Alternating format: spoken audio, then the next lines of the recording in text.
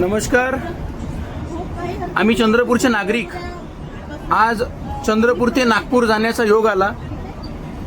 शिवाई या बसने आज 1 मे रोजी आम्ही चंद्रपूरचे रहिवासी नागपूरसाठी निघालो असता आम्हाला इथे बसमध्ये कळतंय की बसची एसी काम करत नाहीये.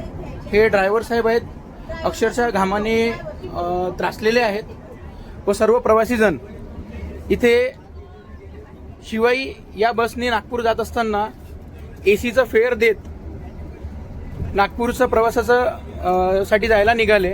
परंतु